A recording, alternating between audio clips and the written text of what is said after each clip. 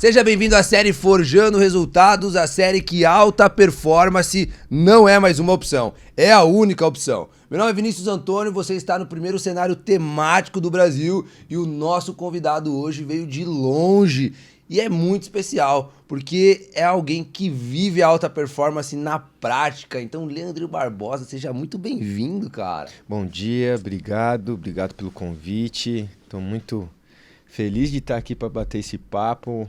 É um bate-papo diferente do que eu tô acostumado, né? Com essas coisas aqui que você colocou na mesa, machado, moldura, pintura, muito bacana. Tô muito feliz de estar aqui. Cara, obrigado. Eu acho que a forma mais genuína da gente usar os nossos dons e os nossos talentos é gerando resultados. E quando a gente conversa com alguém que teve esse resultado na prática e que passou por esse processo de ter que forjar na marra esse resultado, as coisas na nossa cabeça começam a mudar. Porque, como a gente estava conversando aqui antes, a gente estava muito acostumado a ver o palco das pessoas, a ver as pessoas no momento bom, mas a gente esquece de ver o que a pessoa passou para gerar esse resultado. E pela percepção que eu tenho, não só na NBA, mas o segmento do basquete em si, é algo muito desafiador por si só. E trilhar a carreira que você trilhou, cara, eu acho que tem ainda suas peculiaridades. Mas eu queria entender melhor quem que é o Leandrinho, onde tudo começou, quem era o Leandrinho antes dessa estrela do basquete, antes dessa notoriedade que você trouxe pro Brasil nesse esporte, cara. É uma história meio longa. Se eu começar a contar aqui e contar do jeito que ela realmente é, a gente vai ficar um tempão aqui, mas eu vou tentar resumir. Eu comecei a jogar basquete com 5 anos de idade, com 6 anos de idade eu já era federado. Eu comecei no Parque Continental Clube em Osasco. Não sei se você conhece. Que é aqui pertinho. Lá é uma bela escola, onde muitos jogadores saíram. O Sandro Varejão, que é irmão do Varejão, saiu de lá. E outras estrelas que... O nosso basquete não é tão grande aqui. Hoje é grande, mas não é tão grande. Não foi tão grande na época que eu comecei. Então... se eu falar nomes aqui, vocês não vão saber. Mas quem é do mundo do basquete, no caso, conheceria. Enfim, comecei a jogar basquete por motivos de oportunidade, porque na verdade eu gostava de futebol. A minha intenção era ser um profissional do futebol. Mas a gente não tinha muita condição financeira boa. E as oportunidades em relação ao futebol são difíceis aqui no Brasil. Toda criança que nasce... quer jogar futebol. Então eu não via aquilo, não eu, porque eu era muito pequeno para poder saber se ia dar certo ou não, mas meu irmão, que é o cara que jogava basquete, se esforçava muito, nunca teve oportunidades, mas ele se dedicava, ele tirava muitas horas para poder melhorar. Ele não era muito bom, mas ele treinava muito. Então tudo que ele aprendeu, tudo que ele tinha de experiência em relação ao basquete, ele tentou passar para mim. Por quê? Porque eu dentro de casa era um pestinha. Minha mãe não queria eu dentro de casa. Então para tirar eu de dentro de casa, ela pediu pro meu irmão levar para os treinos deles para passar as horas. E ele começou a fazer isso. E eu comecei a assistir, comecei a ver. Aí de vez em quando eu cansava de ficar assistindo ele, pegava uma bolinha, ficava brincando lá fora. E um dia ele viu que eu tava brincando lá, ele tava meio chateado que não tinha entrado num jogo. Foi um dia de jogo para ele não teve oportunidade. A gente foi pra quadra e aí ele começou a me ensinar. Ele acabou vendo que eu tinha facilidade em aprender as coisas. Tudo que ele falava eu fazia bem. Ele ficou um pouco chocado. E aí ele começou aos poucos ensinar, eu fui gostando, fui curtindo. Aí, em 6 anos de idade, eu me federei no Parque Continental Clube. 7 anos eu comecei a ganhar já uma remuneração para poder ajudar minha família, bolsa de estudo, cesta básica. E daí a gente começou a... Pô, isso na época já é algo muito expressivo, assim, né? É difícil, já né? Contribuir assim. Exatamente. Eu com 3 anos de idade, eu já trabalhava, eu trabalhava na feira, né? Eu ajudava minha mãe, eu era muito pequenininho. O ajudar que eu falo era... Estar lá presente. Estar presente, às vezes ajudar uma senhora que não tinha condição para levar a sacola, algo assim, mas mesmo assim eu também não tinha, porque eu era muito magrinho, Sim. muito novo, 3 anos de idade, é muito cedo, né? Sim. Mas já começou ali a batalha, cara. Então, o começo foi isso daí, aí depois a gente começou a ir indo e aí vestiu uma camisa. E quando que você percebeu que o basquete ia ser algo definitivo na sua vida, que ia ser uma carreira? Quando que você virou essa chave assim, tipo, pô, isso aqui vai ser minha profissão? Quando eu comecei a ganhar bolsa de estudo, Já com 7 anos. a gente não tinha condição de pagar uma Ah, escola entendi. boa, particular. Então, quando eu comecei a ganhar escola, bolsa de estudo, uma remuneração pequena, mas era uma remuneração Pô, que eu com 7 poderia. anos ninguém ganha, Exato. né? Foi aonde eu entendi que eu com o basquete eu poderia ajudar minha família, tirar minha família da onde a gente veio e ter minhas coisinhas, né? E, sei lá, ali eu comecei a criar um objetivo, mesmo cedo, né? Mas também saber que poderia ser um sonho se tornando em realidade, de eu crescer na vida, de eu ser alguém na vida e também levar minha comunidade nas costas, né? Alguém Sim. saindo dali poderia ajudar, né? E você sabe uma coisa que me chama a atenção? Uma das coisas que a gente percebe, que quando a gente começa a falar com pessoas que tiveram resultado expressivo, independente do segmento, tem alguns pontos em comuns. Tem uns padrões, assim. Então, o lance do atleta tem muito uma parte mental, né? Do cara conseguir não só ser bom, mas ter uma mentalidade de treinar, de Exato. disciplina e tudo mais. Como é que você desenvolveu isso vindo num ambiente que não era propício pra isso, assim? Onde não tinha essa cultura, por exemplo, de se tornar um atleta?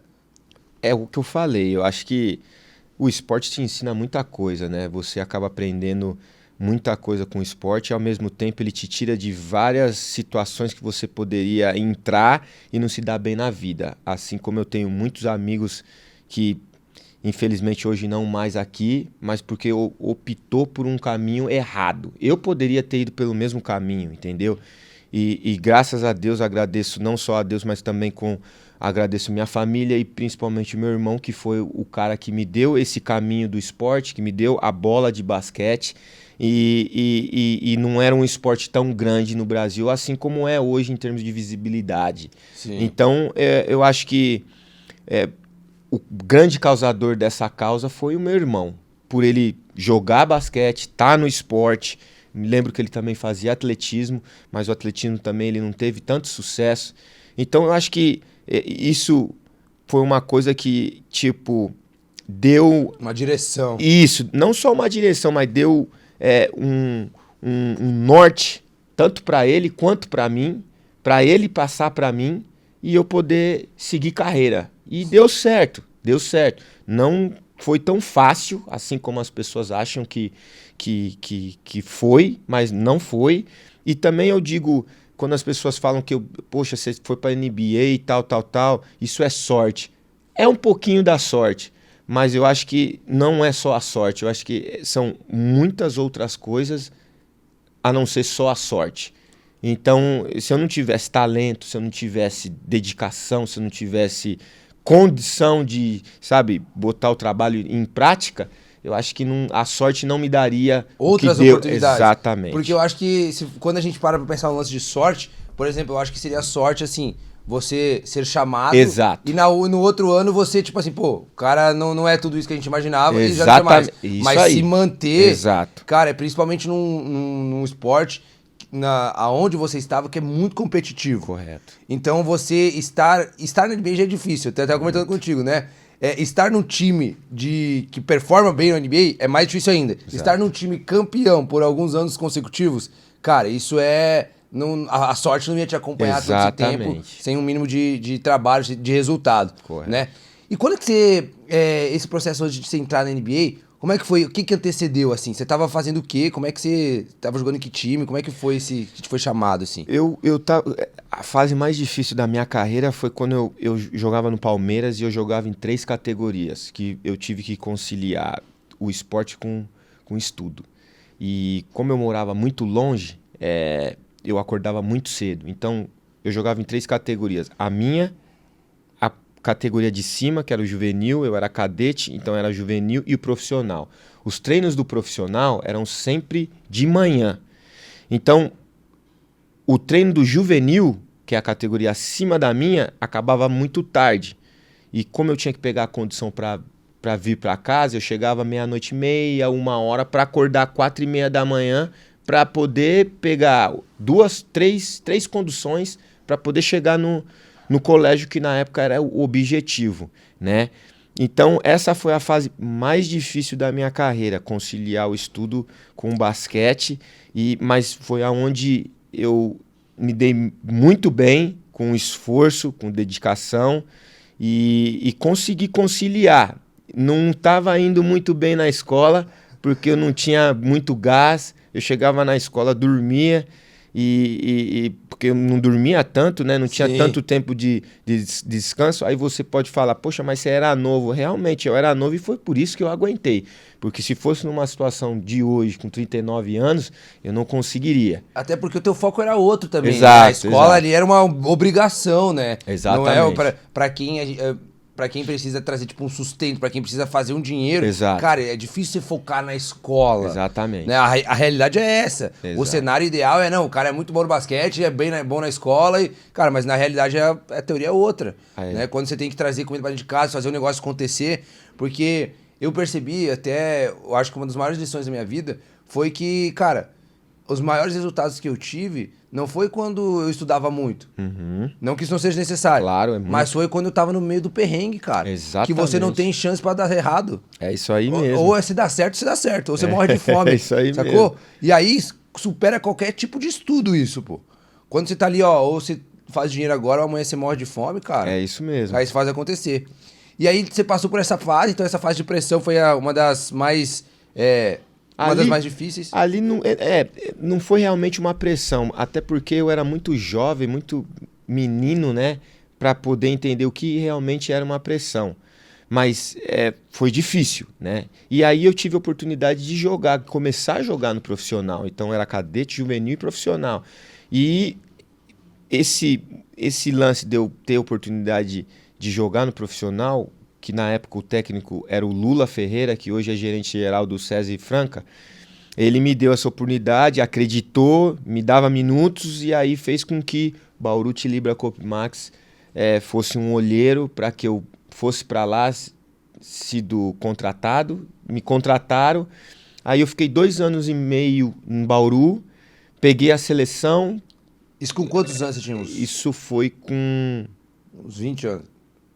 Não, eu tinha 17 anos. 17 anos. Aí eu fui convocado para a seleção brasileira para disputar o Mundial em Indianápolis. Aí foi minha oportunidade. Aí foi aonde... visibilidade. Exato. Eu não tinha muita oportunidade de entrar, mas quando eu entrava eu me jogava de cabeça. E também é aquele lance de ter a única chance, né? Exatamente. Tipo assim, cara, não posso desperdiçar, né? É isso aí. Até porque eu acho que... Eu talvez esteja errado, mas acho que não tem muitos olhares, tipo, do americano para os times brasileiros. Hoje tem mais. Naquela época, muito era difícil. Era só a seleção. Exatamente. Mesmo. Era tipo um filtro dos Exatamente. caras. Nesse ano que eu fui convocado para a seleção, 1 ano antes, o Nenê tinha sido escolhido pelo Denver Nuggets. Ele foi o primeiro brasileiro a ser escolhido para a NBA. Ele abriu as portas. Por quê? Porque ele fez um bom campeonato no primeiro ano dele. E isso fez com que o americano entendesse que, poxa, deve de existir mais brasileiros com o mesmo talento do Nenê. E o Nenê e eu, a gente é muito amigo, né? Sim. E quando ele entrou, ele falou, você vai ser o próximo. Eu não acreditava muito nisso, né? Por eu ser muito magrinho, não ter muita força. Naquela época, os caras eram muito fortes. O Nenê é um cavalo já, entendeu? Então, ali eu fiquei meio assim, será que ele tá falando isso em vão? Ou será que realmente ele tá falando de verdade mesmo, né? E ele realmente estava falando de verdade. Os agentes dele vieram atrás de mim depois da seleção. E aí teve uma conversou com a minha mãe, com o meu irmão. A gente tem a intenção de levar você para lá, tal dia, para poder começar a treinar, fazer os treinamentos pro pre-draft, né?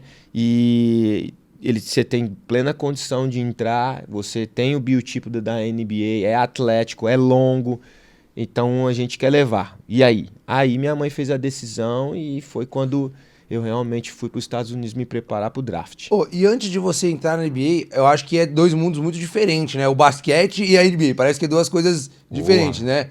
E como que é a realidade antes de você entrar? Quando você tá indo na seleção, a primeira vez que você vai pra seleção assim, qual que é a realidade de um atleta nessa posição, nessas circunstâncias? Eu acho que eu tenho na minha cabeça que todo atleta que joga basquete quer chegar no auge. O auge do basquete é a NBA. Aham. Mas todo mundo sabe que não é tão fácil assim entrar ou como parece ser, entendeu? É muito difícil, mas não é impossível. Então, eu, quando tive esse bate-papo com o Nenê e os agentes realmente vieram atrás de mim e teve a conversa, levando a sério de que queriam me levar para a NBA, foi aonde eu realmente comecei a ter um objetivo e sonhar e sonhar alto, né? E foi assim que minha vida sempre correu, né, cara? Vivendo de sonhos e objetivos. Mas até então você tinha uma vida normal, financeiramente falando, assim. Um jogador naquela posição, naquela circunstância, sem ir pra NBA, não tem uma condição financeira muito abundante ainda. Olha, eu até que ganhava um salário muito bom, né? Na época. Eu não era ruim, não, cara. E era um salário que ajudava muito a minha família, já estava ajudando. Mas aquilo pra mim, o dinheiro pra mim naquela época, eu não sabia o que era, entendeu? Porque Entendi. nem passava na minha mão. Ia Uau. direto pro meu irmão passar pra minha mãe pra gente Entendi. poder ser ajudado, entendeu? Entendi. Então, Uau. eu não tinha noção do que Era era uma caro, NBA. aham, Eu não entendi. tinha noção. Mas eu tinha noção de que, tipo, eu indo pra NBA, eu poderia tirar minha família da onde estava. Entendi. Entendeu? Então aquilo ali foi o meu objetivo, a força que eu tive, e não só isso também, a outra força de tipo, pessoas não acreditar no meu potencial, no meu talento, que eu podia chegar, e sempre desacreditando. Isso eu tive muito em toda a minha carreira, desde pequenininho.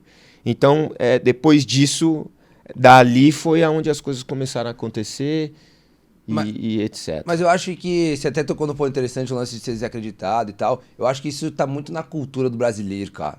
Porque você vê que a gente tem um monte de referência. E aí o cara, ele fala assim, ah, não, mas vamos falar com o Messi. Pô, ninguém... Sacou? Ah, não, porque o Cristiano Ronaldo... Pô, vamos falar com o Neymar, cara. Ah, não sei o que, o empresário lá... Pô, tem um monte de empresário que tem um monte de conhecimento aqui. E o brasileiro tem essa cultura. A gente quer Exato. atuar nessa cultura de tipo assim, pô, cara, tá cheio de referência aqui. Vamos trazer os caras brasileiros que fizeram acontecer, que passaram pelo perrengue, que tiveram um resultado expressivo. Eu acho que essa é a forma da gente trazer essa cultura, esse patriotismo do tipo assim, porra, cara, né? De impulsionar outros brasileiros também.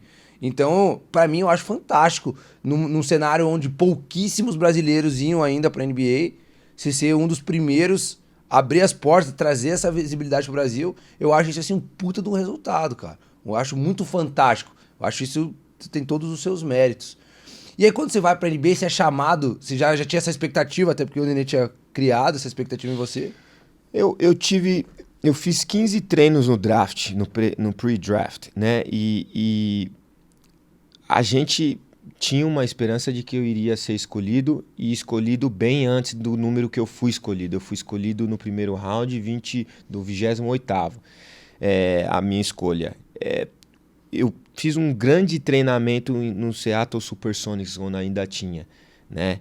E depois que eu saí do treino, o técnico falou pra gente não treinar mais com outros times, para não existir interesse de outros times em quererem me escolher antes do pique do Seattle Supersonics. A escolha era número 12, né? Era número 12 a escolha deles. E aí, depois do treino, depois que saiu do Seattle, eu e meu irmão tivemos uma conversa junto com a gente, né? E aí a gente decidiu que não ia parar de treinar com os outros times que faltavam antes do draft. Porque passou na cabeça, e se o Seattle não escolher você? A gente vai deixar de treinar, sendo que pode ser uma oportunidade? Não, vamos terminar os times que estão interessados. E a gente terminou. E foi o que aconteceu. Eu fui escolhido pelo San Antonio Spurs. Na época o San Antonio tinha sido campeão. Eu não tinha entendido porque eu não fiz nenhum treino com o San Antonio Spurs. Mas eu fiz com o Phoenix Suns. Então o Phoenix Suns fez uma troca direta com o San Antonio Spurs, na 28ª. E foi aonde meu nome foi chamado, e aí Nenê tava lá comigo, O cara que falou que eu ia ser o próximo e realmente ele... Até hoje eu falo, você foi incrível, cara. Você realmente falou e foi feito. Ô, e o que que se passa na cabeça quando você é draftado, quando você chega pra esse mundo novo, é um menino ali de muito jovem ainda, entre 17 e 18 anos, o que que passa na sua cabeça nesse momento, cara? Um sonho se tornando em realidade, cara. É, depois de muita luta, muita dedicação, muitas horas botada em prática, deixando de fazer muitas e muitas coisas, até mesmo deixando o estudo, né, que é uma coisa muito importante. E hoje eu me formei, eu consegui fazer, depois de ter parado de jogar, eu consegui concretizar o supletivo à distância, mas foi uma coisa que eu prometi para minha mãe antes Uau, cara. dela ter falecido, então eu fico muito feliz por isso. Mas eu praticamente deixei de estudar, né? Eu tive que optar, ou eu estudo ou eu jogo. Sim. E quem fez isso, essa foi uma das pressões que eu tive na minha vida, que a minha mãe chegou e falou, você vai carregar pedra ou você vai jogar basquete, vai ser o melhor jogador? Aí eu falei, eu vou jogar basquete. Foi aonde eu vesti a camisa. Dá certo, dá certo, né? E muitas pessoas podem, sabe, me criticar pelo motivo de eu ter escolhido o esporte e não o estudo, mas era uma coisa que eu sabia fazer muito e foi uma coisa que me tirou do caminho que eu poderia ter ido errado. É sobre estar na função certa que a gente falou. Pô. Exatamente. Tipo assim, cara, minha família também acreditava que meu melhor caminho era estar na faculdade. Pô, eu chegava lá e não rendia, tanto que eu podia render. Exatamente. Então, assim, quando você tá na função errada, mais te limita do que te impulsiona. Exatamente. Né? Então, eu acho que... Acho não, tenho certeza que pelos estados que você teve, você fez a escolha certa. Mas aí eu acho que o cenário, quando você chega na NBA, muda totalmente. Porque agora você tá jogando no meio de gigantes, você tá com os melhores do mundo, um cenário muito mais competitivo, com muito mais visibilidade. Como que é a chegada do Leandrinho nesse cenário? Como que você chega já no vestiário vendo grandes jogadores? E como é que fica a sua cabeça, cara? Olha, eu confesso pra você que como era um sonho, eu queria viver aquele sonho, né? Na realidade, ver que realmente eu estava ali. Porque se eu fosse sincero pra você, demorou 2 anos pra eu entender que eu tava na NBA. Uau. Então, esses 2 aninhos eu, tipo, tava meio bobão, meio nerd, sem entender quem tava do meu lado, se era realmente aquela pessoa. Poxa, ontem eu assisti o cara na televisão e hoje eu tô aqui do lado dele. Foi uma virada de chave muito rápida, assim, sabe? Caraca. Então, uma das coisas que eu fiz, e isso é muito falado e é uma história muito bacana, eu dormi no vestiário, né? Quando eu cheguei lá, quando eles me apresentaram o estádio, eu acabei dormindo porque eu queria sentir aquilo na pele, né? De verdade, que tava tudo meio no ar, sem entender. Então, eu quis dormir lá no ginásio. Eles não queriam deixar porque não tinha cama lá, né? Hoje nos estádios tem. Eles agora apropriaram. Por causa de você, inclusive. Não por causa de mim. Não por causa de mim, mas hoje a estrutura tá um pouquinho diferente, né? Enfim, eu dormi lá no chão, no tapete. E lá tem a estrutura muito grande, né? De tipo geladeira, televisão muito grande, sala de musculação, a quadra de treinamento no mesmo ambiente onde é o estádio de basquete, onde joga. Então era tudo maravilhoso, tudo muito novo e eu queria ficar lá. Mas aí o cara falou, poxa, mas você vai dormir no chão? Eu falei, que isso aqui é uma cama de um hotel 5 estrelas, eu sempre dormi no chão, cimento, então por que não dormir aqui? Deixa eu ficar aqui. Acabaram deixando, mas não é uma coisa que eles estão acostumados a ver. E eu acho que com isso aí eu acabei sendo abraçado pelo americano, né? Porque sair do seu próprio país e ir para um outro país onde o esporte do basquete, falando de basquete, é muito grande, eles acabam tipo, poxa, é um menino simples, é um menino... Que vestiu a camisa. Exatamente. Então, eu fui acolhido, eu não falava inglês, eu não sabia falar nada. Eu tinha um tradutor, e esse tradutor me ajudou bastante, só que chegou uma hora que eu falei pra ele, cara, você não pode ficar do meu lado, cara. Minha vida foi sempre dificuldade, correndo atrás, roendo o osso. Eu preciso ficar sozinho e roer o osso aqui também, pra me virar. Então me deixa sozinho, quando eu te precisar, eu te chamo mas eu preciso sofrer a dificuldade aqui. Foi aonde eu comecei a aprender a falar inglês sozinho, me virar sozinho, e aí as coisas foram acontecendo e aí eu fui botando o pé no chão realmente, entendeu? Porque se eu não botasse o pé no chão, eu ia voltar pro Brasil. Entendi. E aí, quando você chega na NBA, realmente muda em termos de padrão de vida? Você já consegue, entrando na NBA, você já consegue ajudar a sua família imediatamente, assim? Não é... No geral mas assim, você não é remunerado logo na sequência. Porque quando você chega depois do draft, é em junho, julho. A temporada começa em outubro, comecinho de novembro. Então, é nessa hora que você acaba sendo pago, entendeu? Entendi. Até lá, eu não tinha. Aí você vai... Mas você já sabia que tava chegando, né? Mas eu sabia que ia mudar. Entendi. Isso aí eu sabia que ia mudar porque eu comecei a ver muita coisa que eu nunca tinha visto. O que te impressionou quando você chegou assim nesse sentido que você tá falando? A estrutura, cara. É uma estrutura...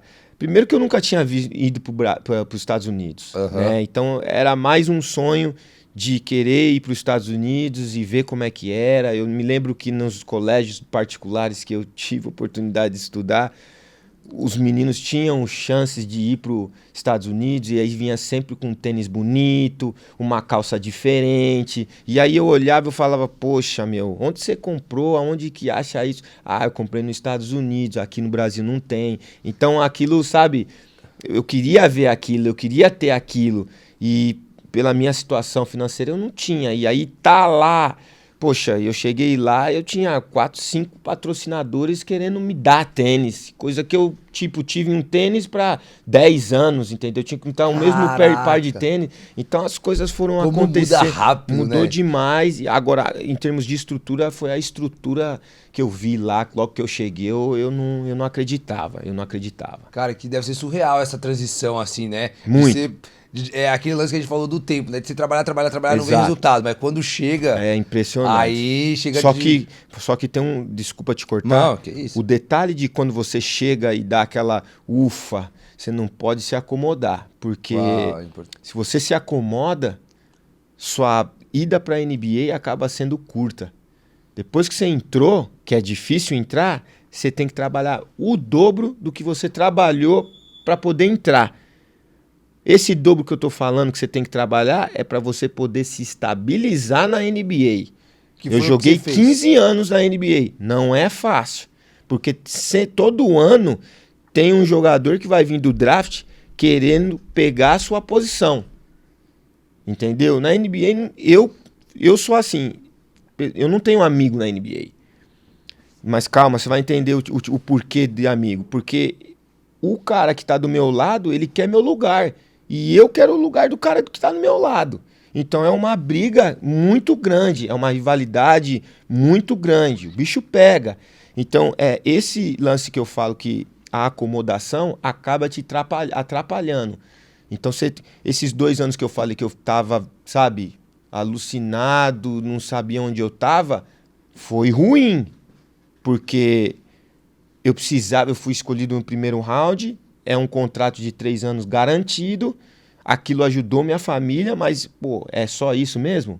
Não, vamos trabalhar. Depois desses 2 anos foi quando eu comecei a realmente ficar 4, 5 horas na quadra, chutando, tentando melhorar, fazendo manejo de bola, porque eu precisava me estabilizar na NBA. Você entrar é uma coisa, agora estabilizar e ficar tantos anos... numa NBA é muito difícil. Mais difícil. É muito difícil. Tá, e é aquilo que a gente falou de ter que aprender o tempo inteiro, né? Quem que era essa referência sua na época? Quem que você se espelhava assim, tipo, pra trabalhar mais, treinar mais? Quem que nessa época te serviu como referência? Tocando nesse assunto, aí eu falo que eu tive sorte. Por quê? Eu tive muito veterano comigo. Eu tive Tom Gugliotta, eu tive Stephon Marbury, eu tive Jimmy Jackson, Jalen Rose... Penny Hardaway, eu tive Shaquille O'Neal. Caraca. Eu sempre fui o novo do time, o novinho do time. Eles eram meus veteranos, entendeu? Então eu sempre escutava, sempre que eu errava, eles vinham, me corrigiam e eu sempre escutava. Sempre, sempre, sempre. E aquilo me ensinava, eu aprendia. E quando eles não falavam nada, eu ficava observando, eu ficava olhando. Depois do treino, os caras ficavam lá 2, 3 horas arremessando, eu ficava na quadra só assistindo. Porque um dia eu ia ser aquilo. Um dia eu ia ter que passar por um novato, como eu passei pro Curry, como eu passei pro Clay, Draymond Green, entendeu? Eu era o veterano dos caras, entendeu? Por causa disso. Então, essa foi uma escola que eu tive, que tipo, eu tive sorte de ter essa escola, entendeu? Tem muitos atletas aí na NBA que não teve uma escola de uns veteranos. E isso acaba dando a comodidade que eu acabei de falar de você estabilizar na NBA. As coisas vêm tudo muito fáceis, entendeu? Principalmente com essa geração que está subindo. Tá muito fácil. Hoje você ganha dinheiro muito fácil na NBA. E não era assim. Você precisava trabalhar e trabalhar para ter um contrato grande, entendeu? Hoje não, hoje o dinheiro na NBA tá muito grande. Até porque tomou uma proporção muito grande, né? Que a gente, de audiência, que É a gente isso falou. aí que eu falei pra você. Do ano de... A visibilidade. Que aquele lance lá que a gente tava comentando, daquelas finais consecutivas entre Golden State e Cleveland. Inclusive você tava presente lá. Sim. Cara, como é que é a sensação de estar num jogo desse, que o mundo inteiro colocou os olhos... O que passou ali naqueles dias, naquelas semanas que foram a competição, que foram esses jogos? Como é que foi? Como é que é estar lá dentro, cara? O meu papel ali era ser o veterano. Então eu não podia passar nervosismo, eu não podia passar ansiedade. Eu tinha que colocar a mensagem certa para todos eles se sentirem confortáveis para poder entrar dentro de quadra numa final, primeira final. Né? Foi a primeira final de muitos ali. Eu já tinha ido para uma final da conferência com o Phoenix Suns, que foram 5, 6 vezes que eu fui com o Phoenix Suns para uma final da conferência, não da NBA. Então, aquilo me deu experiência para eu passar para os meninos novos, Curry, Clay, Draymond e outros que, embora hoje não mais lá, mas no momento que estavam no Golden State. E assim... Depois de alguns anos, na verdade foram 13 anos nessa época, né? 13 anos jogados na NBA, eu já sabia lidar com aquilo, né? E aí eu precisava passar a mensagem para eles poderem estar confortável e entrar dentro de quadro. Mas eu não tinha pressão. A pressão que eu tinha, eu jogava tudo nas costas do Curry e do Clay, que eram os principais jogadores do time. Por quê? Eles eram muito novos, como eu era novo quando no comecinho da nossa entrevista eu falei, eu não tive pressão, entendeu? A pressão que eu tive foi nesse momento que eu jogava nas costas dos caras que eram os principais. E aí eu conseguia me sobressair por ser uma primeira final, para conseguir jogar e jogar bem. E isso daí foi ajudando os caras também, entendeu? Tirando a responsabilidade e só jogando. Foi como a gente foi campeão. É muito louco, né? Você pensar que um dia você tá passando um perrengue danado, pegando várias conduções. No outro dia você tá aprendendo com pessoas incríveis como o Shaquille O'Neal. No outro dia você tá instruindo, dando uma direção ali pra Curry e jogando uma final contra o LeBron. Cara, qual que é o momento mais icônico pra ti da NBA, assim, que você vivenciou, cara? Que você lembra assim, cara, eu lembro desse momento e é muito louco. Ah, cara, eu acho que todos os momentos, todos os anos que eu joguei lá, você tem uma memória de todos os anos, cara. É uma história, né, que eu passei lá e uma história de, tipo, anos e anos e anos se batalhando, se dedicando para poder chegar em algum lugar, para poder ser alguém na vida. E aí essa coisa se torna realidade e você trabalhando ainda muito. É um filme, né? E aí você volta para parar para pensar, poxa, valeu a pena? Realmente valeu a pena, faria tudo de novo. Faria tudo de novo. Muita gente às vezes faz valer a pena, mas não quer voltar. Eu voltaria assim porque foi muito legal. Em algumas coisas eu tentaria mudar, né? Mas foi muito bom, cara. Eu não tenho palavras de todos os anos que eu vivi lá. Eu acho que de dar experiência com todos os veteranos, eu acho que foi muito bom. Meu título individual, sexto homem, poxa, foi muito boa. E agora você vive uma fase diferente, de ter uma visão diferente, que é como auxiliar, e aí você ganha um título de novo com o Golden State. O que muda, qual que é a diferença de ganhar o título como jogador e como auxiliar, cara? Qual que é essa perspectiva? Não muda nada. Eu vou ser sincero pra você, eu me diverti muito mais nessa função que eu tô fazendo hoje do que quando eu era jogador, pra ser sincero pra você. Caraca. A única coisa que muda é que você não aparece tanto, né? Quando você é campeão, você tá lá no pódio, foto pra caramba, dos jogadores, sabe? Você Sim. tá sempre Foco aí. isso, no foco. Quando você é técnico, você fica mais na retaguarda, entendeu? Ainda mais eu que não gosto de aparecer muito, fico sempre na retaguarda, é o momento deles e tal. Mas a gente tem um papel, sim, e muito difícil, Pô. entendeu? Para poder passar a mensagem certa, passar as jogadas, passar a instrução certa. É uma responsabilidade muito, muito grande e alta. Exige muitas horas de trabalho E também. você começou bem já, né? Tô indo, né? A minha função é até que eu gosto, né? Eu que parei cedo, eu considero de eu ter parado cedo.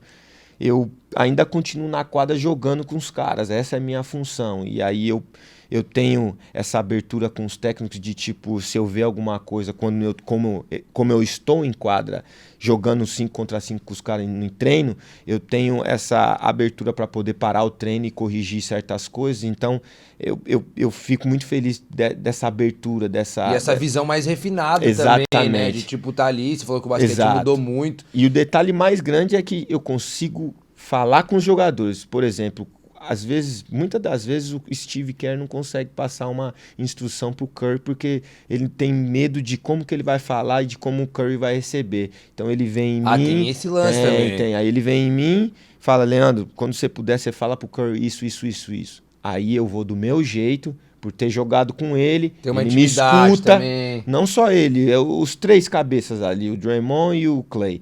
Eles me escutam e aí é feito o negócio na quadra. E foi justamente isso que o motivo do Kerr ter me levado pra lá, por saber que eu tenho respeito e que os caras vão me escutar. E acaba deixando ele mais próximo dos jogadores também, Exato. quando tem essa ponte, ele tava né? perdendo o time. É. Ele tava perdendo o time. E, cara, até pra gente encaminhar pro final já, pra gente respeitar o seu tempo aqui, por que é tão desafiador, por que é tão difícil a gente ver brasileiros na NBA, cara? Acaba sendo difícil, né, cara? Poxa, eu fico chateado pra caramba, porque eu acho que o nosso trabalho de base poderia ser muito melhor do que vem sendo, né? E não é culpa dos técnicos que estão na base ou do profissional. A gente tem uma estrutura totalmente diferenciada de outros países, né? E principalmente de uma NBA. E o que te falei, foi o que eu te falei, essa geração que tá subindo acha que é tudo muito fácil, né? Chegar numa NBA ou chutar que nem o Curry, o Clay. É fácil, não é fácil. É um processo, e um processo comprido, longo, que exige de muita dedicação, de muitas horas botada em quadra. Não é simplesmente você fazer o treino normal ali, acabou o treino, você pega sua mochila e vai embora. Não é assim. As coisas não vêm fáceis. E não, você tem que trabalhar para que ela seja fácil. E mesmo assim, não é fácil. Então, eu fico triste, porque hoje a gente só tem um brasileiro lá. Eu digo um brasileiro com um contrato, né? A gente tinha o Didi, foi dispensado, com um contrato garantido. A gente tem um Caboclo, tá capengando para poder se estabilizar num time da NBA, mas culpa dele. Não é culpa da NBA, é culpa dele. De momentos que ele teve na liga e ele não soube, sabe, fazer do jeito que tinha que fazer. E você é o que você é. Você faz a sua imagem dentro da NBA, entendeu? Eu tô lá porque eu fiz o meu papel. Nunca tive problema. Sempre fiz do jeito certo, entendeu? Então os caras... Eu tenho aberto, eu chego em qualquer lugar lá. Então, poxa, eu fico chateado, como eu falei já uma vez, que a gente só tem um brasileiro lá, cara, entendeu? E você vê que tem potencial pra mais. Exatamente. Então, poxa, eu espero que as coisas aconteçam aí mais rápido para mais brasileiros poderem ir para a seleção, ter uma visibilidade, para os americanos virem e ver que tem potencial ainda no Brasil para poder mais jogadores irem para a NBA, que não é fácil, mas a gente tem condição, entendeu? Mas demora. E eu acho que pessoas como você que vivenciaram isso, quando traz essa experiência, traz essa realidade, eu acho que a gente começa, de certa forma, a conscientizar as pessoas. conscientizar que é um processo árduo, que vale a pena desde que você pague o preço. Exatamente. Né? Então, eu queria até te agradecer de antemão já por você contribuir com esse propósito, demandar o seu tempo para contribuir com esse objetivo que a gente tem de impactar a educação, a cultura de um país. Eu tenho certeza que pessoas como você conseguem impulsionar milhares de outros jovens, milhares de outras pessoas que sonham com isso. E obrigado, cara, do fundo do meu coração, tá? E pra gente finalizar, a gente sempre tem uma pergunta que a gente finaliza o seguinte: se hoje fosse o seu último dia de vida, você tivesse que escolher apenas uma mensagem para deixar para as pessoas que te escutam, que mensagem você ia escolher? E antes de você responder essa pergunta, eu não podia deixar de perguntar isso. Cara, quem que foi o jogador que mais te impressionou, que você jogou com ou contra, assim, que dentro das quadras você viu assim, cara, esse cara é fora de sério, assim? Eu vou responder a segunda primeiro. Não, vamos na primeira. A mensagem que eu deixaria, no caso, seria nunca desistir, né? Nunca desistir, porque eu tive muitos momentos na minha vida para poder desistir. Até mesmo quando eu cheguei na NBA, por não falar a língua, por não conhecer ninguém e por não ter família perto, com muita saudade, treinava muito, muito, muito. Eu queria desistir porque eu sentia muita falta de casa, sentia muita falta do Brasil. E minha mãe foi muito persistente em me deixar várias mensagens para que eu não desistisse, né? Por que você quer vir?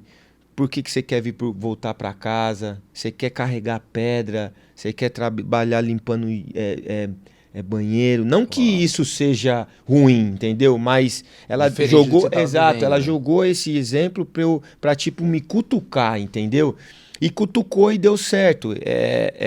Do mesmo jeito que a minha família teve trancos e barrancos para poder viver, ter o que comer, eu tive lá também quando eu tinha o que comer, entendeu? Mas eu não desisti. Eu não desisti, tanto não desisti que consegui jogar 15 anos numa NBA, vindo do Brasil, da onde eu saí. E quando você encontrar o muro, existe sempre um jeito de você perfurar aquele muro. Atravessar aquele muro. Você só precisa saber o caminho. Uau. E você descobre quando você quer. Então, essa é a minha mensagem. Nunca desista. Entendeu? Se você desistir, desista tentando. Entendeu? Pelo menos amanhã vai chegar, você vai falar: eu não simplesmente desisti. Eu desisti tentando. Entendeu? Que uma hora você recebe o conforto que você precisa receber para te deixar feliz. Essa é a minha mensagem. Arrepiado, tá? Essa é a minha mensagem. A segunda pergunta, o jogador que mais me impressionou. É difícil essa pergunta porque eu tive muitos jogadores, e principalmente veteranos, ao meu lado, né? Mas eu diria que eu vou falar 2 jogadores que me encantaram e que eu tive muitos como que fala? Era impossível. Eu falo essa frase porque era impossível eu marcar, né? Eu sempre falo que tudo é possível, mas isso aí foi impossível. Marcar esses 2 jogadores. Isso aí foi impossível. O primeiro é o Allen Iverson, né? O Allen Iverson, um cara mais ou menos do seu tamanho, magrinho, mas um cara que tinha tanto fundamento que não tinha resposta para marcar o cara, para segurar o cara, para tentar dificultar alguma coisa que ele ia fazer dentro de quadra. É um cara surreal. E o segundo cara, esse cara é inesquecível, foi meu amigo, hoje não mais aqui, é até triste, é um cara relembrado mundialmente, é o Kobe Bryant. Para mim, o Kobe Bryant foi o cara que mais perto chegou ao nível do Michael Jordan. Uau. Ele foi o único que eu diria que era imarcável, um cara que treinava muito, ele deixou um legado pro basquete mundialmente e é um cara inesquecível. Eu não tenho muitas palavras para falar, mas os resultados dele já dizem por si só, né? É fora da curva, fora da realidade. Esse aí para mim foi um dos melhores. E eu não posso deixar de falar o Steve Nash, que é meu melhor amigo, e o Curry também. Os dois caras que eu joguei junto e que também são diferenciados. O Steve Nash, a maneira e o jeito, a forma que ele jogou, totalmente diferente do Curry. Mas dois jogadores que... inconformável, cara. E deixa eu te perguntar, agora a curiosidade de quem só assiste, não sou um entendedor, não estive presente, então é do telespectador. Quando você falou das duas pessoas, eu achei que você ia falar o Kobe e o LeBron. O LeBron não entra na sua lista por quê? Porque, só pra contextualizar, a gente, telespectador, a gente tem essa impressão que Stephen Curry e LeBron James é outro nível de basquete atualmente. Sim. Mas provavelmente dentro das quadras toda essa percepção. Por que não entra na sua lista, por exemplo, o LeBron? Porque o LeBron, pra mim, é um jogador atlético. Ele tem um corpo diferenciado, ele se cuida muito, ele é atlético. Mas ele não faz uma coisa diferenciada. Tipo entendeu? Esses outros caras que você só entende. Eu não vi isso. Eu tive a possibilidade, eu tive a missão de marcar ele várias vezes na NBA durante 15 anos. A gente é do mesmo draft, nós entramos junto. Uau. Ele foi o número 1, eu fui o número 28. Então eu joguei toda a minha carreira contra ele. Seja Cleveland, seja Miami, Lakers não. Lakers eu não consegui jogar contra ele, que eu já tinha parado. Mas eu não vejo um cara diferenciado. Ele sim é diferenciado na parte atlética dele. É surreal. Entendi. Ele quando vem, ele carrega você junto e ele vai fazer a cesta. Mas em termos de fundamento, assim, diferenciado... Ele perde pra esses outros. Não dá. Entendi. Cara, não faz dá, muito sentido. Não dá. Irmão, eu queria te agradecer aqui. Prazer de te conhecer um pouco da sua história. E quero te desafiar quando você voltar pro Brasil, passar aqui de novo. Aí venho com mais tempo. Pra gente comer um churrasco aqui. Fechado. Qualquer coisa, pra gente conversar melhor. Tamo junto. Obrigado aí pelo convite também. Gente, obrigado aí pela sua audiência. Obrigado aí por conhecer um pouco mais da história do Leandrinho. As redes sociais dele vai estar aqui embaixo, você vai poder acompanhar ele aí. Se inscreva no canal, compartilhe esse vídeo. Essa é a maneira mais fácil de você contribuir aqui, de nos ajudar a levar essa mensagem mais pra frente, tá bom? Nós ficamos por aqui e a gente se vê no próximo episódio. Tchau, tchau!